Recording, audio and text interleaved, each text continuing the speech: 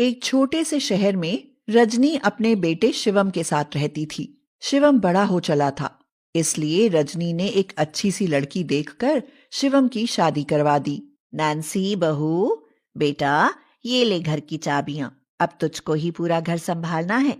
बाकी शिवम तुझे इस घर के सारे तौर तरीके समझा देगा। जी माँ, मैं सब समझा दूंगा। ठीक है बहू, अब तुम आराम करो। वैसे भी कल से तुझको ही 8 वक्त का खाना बनाना है। इतना कहकर रजनी वहां से चली जाती है। नैन्सी ये सुनकर सोच में पड़ गई। 8 वक्त का खाना? किसके लिए और क्यों? जबकि घर में तो हम सिर्फ 3 लोग ही हैं। लगता है माँ जी ने अपना दिमागी संतुलन खो दिया है। अरे सो जाओ, मैं कल सब समझा दूंगा। अगले दिन सुबह जल्दी तैयार होकर नैन्सी रसोई घर में जाती है। तभी वो देखती है कि उसकी सासू माँ ढेर सारा खाना बनाकर एक टोकरी में रखकर कहीं ले जा रही हैं। बहू, तुझे उठने में देर हो गई, इसलिए मैंने खाना खुद बना लिया।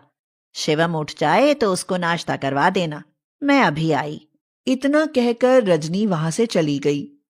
कुछ देर बाद शिवम नीचे आया और बोला, जल्दी से नाश्ता लगा दो, मुझे ऑफिस के लिए देरी हो रही है। नैन्सी नाश्ता लगाती है और शिवम से बोलती है, सुनिए, ये माँ जी सुबह सुबह इतना सारा खाना लेकर कहाँ गई हैं? तुमको बता ही देता हूँ, आगे तुम्हें ही ये सारे काम करना है। देखो, पापा को गुजरे 10 साल हो गए और उनके गुजरने के बाद माँ का मन दिन प्रतिदिन कठोर होता चला गया। माँ ने बताया कि एक दिन पापा उनके सपने में आए और उन्होंने माँ से कहा कि मैं बहुत भूखा हूं, तुम मेरे लिए रोज ढेर सारा खाना बनाकर नदी के पास वाले बरगद के पेड़ के नीचे रख देना। बस तभी पिछले 10 सालों से ये सिलसिला जारी है। मुझे विश्वास नहीं हो रहा, आप कभी माँ के साथ नहीं गए? माँ हमेशा ही अकेले ही जाती है, उनके साथ जाने की हिम्मत किसी में नहीं। इतना कहकर शिवम ऑफिस चला जाता है। कुछ देर बाद रजनी भी घर पर आ जाती है और कहती है, बहू जल्दी से खाना तैयार कर दो। ठीक है माँ जी, खाने में क्या बना दूं? एक काम कर, आज पनीर, चावल और 35 रोटियां बना दे। नैन्सी ये सुनकर फिर से हैरान थी। इतना सारा खाना?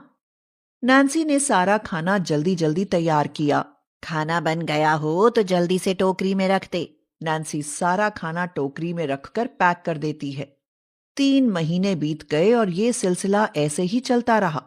नैन्सी दिन भर रसोई में काम करके 8 वक्त का खाना तैयार करती। एक दिन नैन्सी शिवम से बोली, मुझे माफ करना शिवम, मैं रोज रोज 8 वक्त का खाना नहीं बना सकती। पर क्यों? अरे मैं इस घर की बहू हूँ, नौकरानी नहीं। तुम्हारी माँ ने तो नौकरानी से भी बदतर हालत बना दी है मेरी। अच्छा, मेरी माँ पिछले 10 साल से खाना बना रही हैं, तुम 3 महीनों में ही थक गई? मैंने बस कह दिया, मैं खाना नहीं बना पाऊंगी।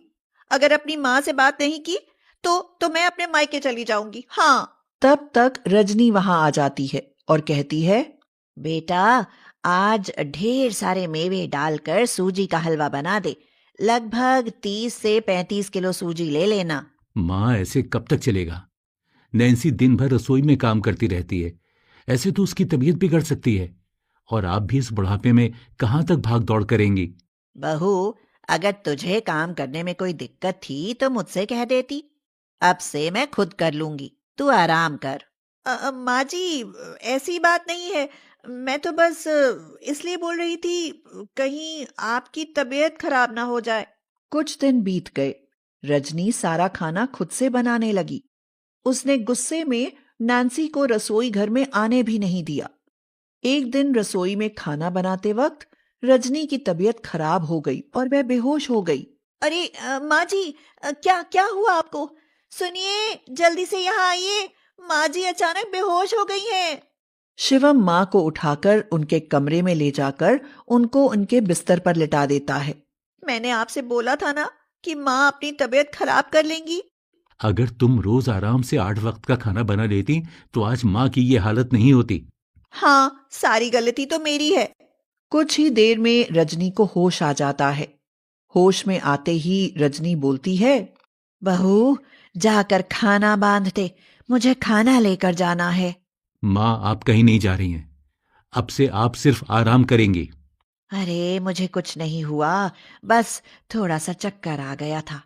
बहू तू मेरी बात सुन, जाकर खाना बांध दे।